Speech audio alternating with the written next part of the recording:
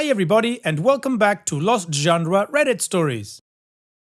This post is from the subreddit Relationship Advice and it's by user throwaway787766. Wife 31 female and I 34 male are broken and I'm thinking of divorce.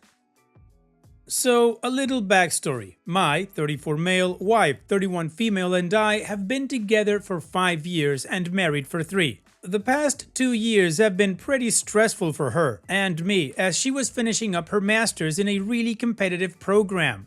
The last year of the program was last year and it really pushed her hard.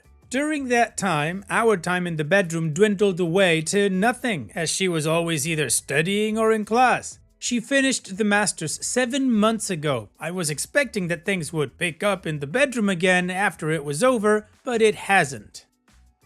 She still turned me down all the time, stressing about finding a job. It's to the point where the last time we had sex was 10 months ago. Every time I tried initiating, doing a date night, or being romantic, it always ended up with her being too tired. I even told her I'd settle for dirty talk every once in a while, but she didn't feel like doing that either. I suggested we go to counseling. She said she would find a counselor she liked. I waited, I asked again. She called me selfish and I gave up. I lost my mind for the first couple of months and then I decided to just focus on myself and start working out and keep doing my own thing. Before the lack of sex thing, we had a pretty good relationship, but now it's gotten to be more like roommates than husband and wife. Fast forward to this past weekend. We went out to a sports bar to watch a game with another couple who are good friends of ours. While we were at the sports bar, we met and started hanging out with a random group of people also watching the game. A very attractive woman who was part of that group kept winding up next to me, making small talk with me and looking at me in a way that was obviously flirting. I kept it clean, but definitely kept up the banter. When the girl went to the bathroom, my wife pulled me over and said, in front of our couple friends, something to the effect of, "It's obvious that girl is into you. I don't want you talking to her." Something about the way she said it to me triggered something and I just came back with something like, "I'm just happy to have some attention, baby. It's been a long time, almost a year now." She looked shocked, then angry, then angrier. Our friends just turned around and started watching the game again, and right then the other girl came back and introduced herself to my wife. My wife walked away and the wife of our friend followed her. We left the bar soon after and shared an Uber back with the other couple. We got into a fight, we never fight, about her lack of interest in going to counseling, and she told me that she thought I was selfish and not understanding. We haven't talked much since. I don't want to end my marriage, but I don't see any compromise in her at all. Before I start divorce, I want to know if there's anything we can do to save this. Thanks. Well, OP, that is a difficult question to answer because apparently you've done a lot already. What else are you supposed to do? The definition of insanity is keep doing the same thing, hoping for a different response or a different result. You're effectively in a dead bedroom and you've tried to turn it around. You've tried date nights, you've tried being romantic, you even suggested just dirty talk to see if anything would be initiated. She's still refusing you, and there is something really sucky about not feeling desired by your partner. Now, it's been 10 months, almost a year as you said, and she's still calling you selfish and dismissing you. I get the impression that she's refusing to tell you something that's been going on with her or, that's really stressing her out, but she's gaslighting you and telling you that you're selfish because you want to have sex with your wife. And honestly, OP, there's just so much you can do until you're done being rejected by your partner. So in this case, I'm kind of stumped. Maybe you should just go visit a lawyer and then tell her what's up. And what do you guys think about OP's situation? How would you try to solve this after everything that OP's already done? Let me know in the comments section, and now let's move on to the community comments to see what they said. Andrew Waldron says, "It's done. She won't go to therapy. She's not interested in negotiation, compromise, or discussion. She has no problem letting her control over you show in public. You've been working on you, going to the gym. You've been either A, trying to attract your wife, or B, getting ready for after the divorce. A has failed. It is time to move on to B. Divorce. You are too young and there is nothing here worth saving." I Choose Straws says she needs to understand that when you're on a relationship, you have certain responsibilities and demands that need to be taken care of. If she isn't meeting you halfway, then she isn't holding up her end of the bargain. She says you're being selfish, and she is correct. However, she doesn't realize that she is also being selfish by denying your needs. I've always disliked the "I don't have time" types of excuses because your situation exacerbated when you went to the bar. That's all time you could have been romantic or at least primal. Be upfront. Tell her that you both need sex. It's part of being human. If she is that opposed, then she isn't the person you thought she was, as it's time to move on. But before you move on, you need to talk to her about all the things you need and what she needs from you. If you can't agree on some sort of middle ground, then you need to move on. But Jib says, just a tip from someone who has been in a similar situation: take it slow, man. You had this expectation things would just rocket back to where it had been before things got hectic, and that isn't how it works. In setting that expectation, you have sabotaged yourself. Counseling is a great idea, but until you get her convinced of that, here's what I suggest. Take up some extra things around the house, do extra chores, make sure groceries are bought, cook dinner, offer back rubs and massages with no strings attached.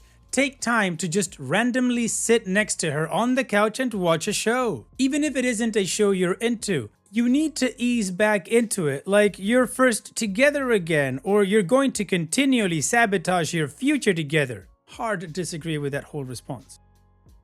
It will take time because of the stress she was under to get her master's done. She likely has had some frustrations with you the same way you've had with her, and you need to work on any issues you may have had. Example, she was studying, so you pulled away and left her alone, leaving her feeling unsupported when she needed you most, unintentionally. Additional information from OP's comments. I don't want to chase her anymore. If she wants to tell me what she needs to get us back on track, I'm okay to listen and to try. If she doesn't want to have sex with me, that's okay too, but I don't want to do all the heavy lifting alone. If she doesn't want to go to counseling with me, then there is nothing more for me to do. We're both young enough to find other people, and I feel great with all the gym work I've done. I don't want to beat my head against a wall in frustration. I think it's getting there, and I don't want it to. I have tried talking to her about what's bothering her. She keeps talking about how she's stressed about getting a job, but she doesn't need to get one right away. I paid for the balance of her tuition and we are comfortable money-wise, so I don't really believe that it's a job or money thing that's stressing her. But that's what she keeps saying. When I mention to her that the job stress thing doesn't add up, she gets angry at me for implying that she's lying. And as I type that, I've just become suspicious that it's something more nefarious than eating at her. Alright, well I think OP got some fairly good advice, at least from the first two commenters I read, and then the third one kind of blaming OP, that's just stupid, or gaslighting him because he wants to bring romance back into his life. Honestly, that comment kind of pissed me off. Now, OP's also kind of thinking that there might be something else going on, as we got that in the additional context. Now, OP has given us two updates, so let's move on with the first one to see how the story continues, but before that, here's another one of my playlists for you to enjoy after this video. Now let's get on with that update. So, the Saturday after my original post, I tried again to talk to her about what I felt was missing in our relationship. This did not go well. The next Saturday, I went out and rented an apartment with a lease that started 4 days ago. I went back home and told her I would be moving out. I said I did not know what was going on with her, and since she did not want to do anything about it, I wanted a divorce. I loved her, but I couldn't live like a hostage anymore. She got really quiet and then started sobbing and telling me that I was cruel and selfish, that my focus on sex was the issue, and that I should go to counseling for that, again. I was hoping that she would have said something else, but since she didn't, I just started packing a few things for work. She asked me where I was going, and I told her I would be staying with my parents for the next few weeks until my lease started. As soon as I told her I would be staying with my parents, she got really quiet and asked me if I'd told my parents yet. Sirens started going off in my head immediately. I said that I had not. This was a lie. Then she got quiet for about 5 minutes, and right when I was about to walk out the door, she asked me not to leave. She wanted to talk. And then she told me something I didn't want to hear. She cheated on me with a guy in her class last year and got an STD. Nothing fatal, but not the kind you can get rid of. She told me that it only happened one time, but I am sure that is not true. Yeah, me too. I was numb. One of my female friends told me that my wife cheating was a possibility, but I didn't want to believe it. I didn't say anything while she talked, mostly because my mind was reeling, but also because I didn't really have anything to say. I realize now that I had said everything I had to say over the course of the previous year, and now I had nothing. After she finished talking, I just told her, okay. I was numb, and I left the house with her in it and went to my parents' house about 2 hours away. I told her I would be back, but have not been back to the house or seen her since. I got to my parents' house and told them everything. They told me they could tell something was wrong for a few months and that they were sorry. I had planned to go back to the house, but my mother told me that if I was moving forward with divorce, I should not go. So my mother and father went and got a few personal items for me. Everything else I left. I also contacted a lawyer and told him to contact my wife to start a divorce. She has called me on my cell and at work a few times and even emailed me, but I didn't read it. She also had one of her friends call me and tell me to please talk to my wife and that she was very sorry, but as soon as I realized it was a friend of hers, I hung up. I have 2 weeks off coming up in a month, and I plan to go to Vegas with a buddy. My parents and friends have been very supportive, and I honestly feel better than I have felt in a long time. I never thought I would get divorced. And that first week, I felt like a failure because I knew my marriage was over. But my father told me something that I have said to myself over and over. Someone else doing the wrong thing makes them the failure, not you. Wow, Dad for the win. My dad is a really good guy. I was surprised at the way my parents took it because they're really old school Christians. I was half expecting them to suggest I work it out. Instead, they both are supportive.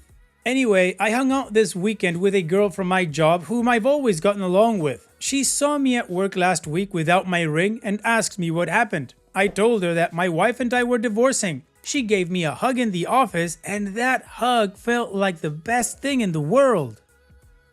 After work this weekend, we went out for a few drinks and just hung out and had fun and ended up back at my place. I'm not ready for, nor do I want a relationship, obviously, but it felt so good to be in a bed with a woman who felt so relaxed and accepting. I felt completely at ease. I know the divorce is going to be tough, but this weekend, even after all that's happened, I feel like it'll be worth it. Alright OP, well, you finally found out the truth. She sucks as a human being and it's a good thing that you're divorcing her. No pity or empathy for her. Good for you OP. Now, we've got a final update from OP where he gives us a lot more details about what's going on, so let's finish this story with that. This is the last update for the people who messaged me and wanted to know how things were going with the divorce. I'll answer all questions here. Question: have I talked to my wife or seen her since I left the house? I haven't communicated or seen my soon-to-be ex at all since I moved out. For the first few weeks, she tried calling me, but I stopped answering any unknown numbers. She left me 2 crying messages, but soon after the lawyers got involved, those stopped. Question: is the divorce going smoothly? Through a lawyer, I offered a spousal support amount he suggested in a lump sum. She could have everything in the house. I tried to make it as simple as possible and keep the conversation to a minimum. About a month or so after starting, I found out that she had been telling her friends that I had been emotionally abusive to her, that I kept pressuring her to do sexual things that she didn't want to do, like intimacy with your husband, that I wasn't supportive of her pursuing a graduate degree. All of this is a lie, of course, and I almost called her to tell her back to tell her to quit her bull. This is the point where I can say that I felt anger. But thankfully, my parents and friends just told me to let the lawyer handle it and not let her get me to call her and not to lose my cool for even 1 second until the divorce was done. Also, through mutual friends, I found out that she has a dating profile on a dating app and is dating. Lawyer tells me this is a good thing and I tend to agree. There is a lot of information lawyers ask about. It's surreal to have someone you hardly know asking you very specific details about your sex life, finances, and other very, very personal things. Overall, this part of the process has been the hardest for me and has left me drained. But on the plus side, the lawyer thinks this will be done in a few weeks, so I will finally be free. Question: did I tell my friends that she cheated? Yes, and that she got an STI, and that we hadn't had sex in a year. I had to explain why I just up and left. I was very candid. I'm not going to carry any shame for her.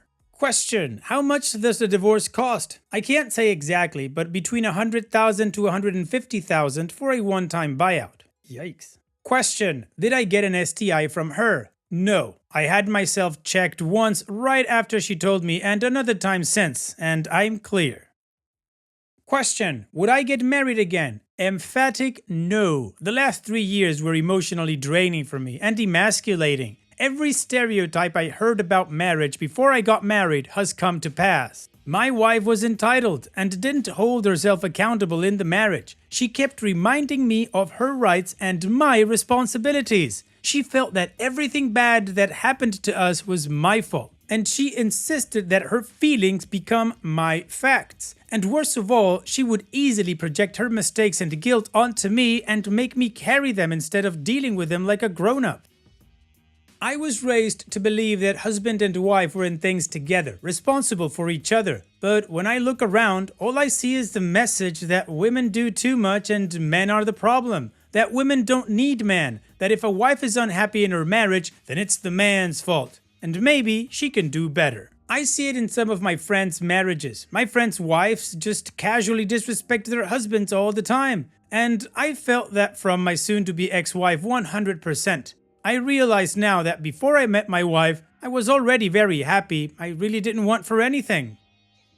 Question: do I miss her? No. Sexual intimacy and trust are necessary components of attachment for me. Common, I think. And ease. I didn't have either with her. I had the opposite. I felt inadequate, like I was always trying to hit a target that she kept moving. I never felt that way in my life before her. And part of me realized that she wanted it that way so that the focus would be on me instead of her. That's not love. That's evil. So no, I don't miss her. I feel like a better man now.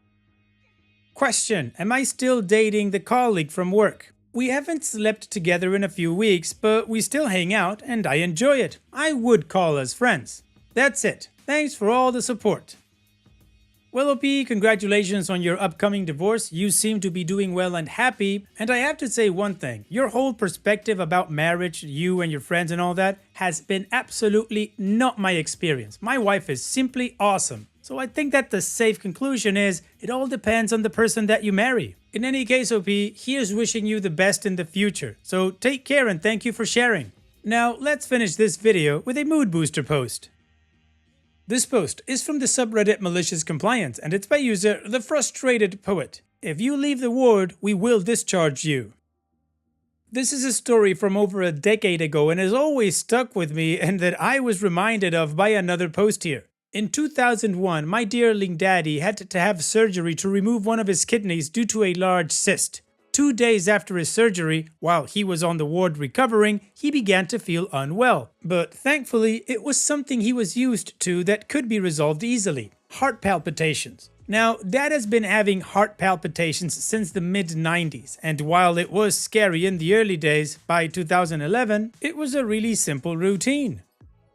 Go to A&E and get an injection from the cardiac team at the hospital. Sometimes he would have a normal sinus rhythm but would be having palpitations nonetheless, identified by the feeling in his body. The doctor on shift took an ECG and promptly informed him that he was not having heart palpitations. He had a normal sinus rhythm. He tried to explain that he had been having palpitations for 15 years. He knew what a palpitation felt like and that all she needed to do was call the cardiac team.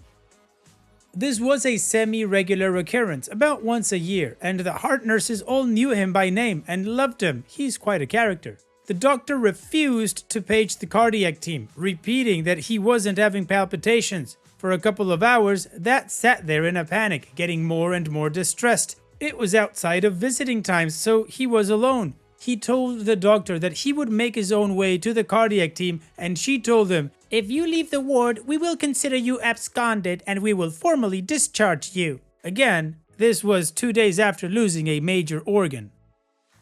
This is where the malicious compliance comes in. Dad called 999 from his hospital bed. When they asked for his address, he said, "That's an interesting question. Normally it's Z, but right now I'm in Ward X at Y Hospital." Shocked, the call handler asked what had happened, and Dad relayed the whole thing to them. The call handler escalated the call to a manager who asked to speak to Dad's doctor and gave her a massive dressing down. Her face grayed as she realized the gravity of what was happening.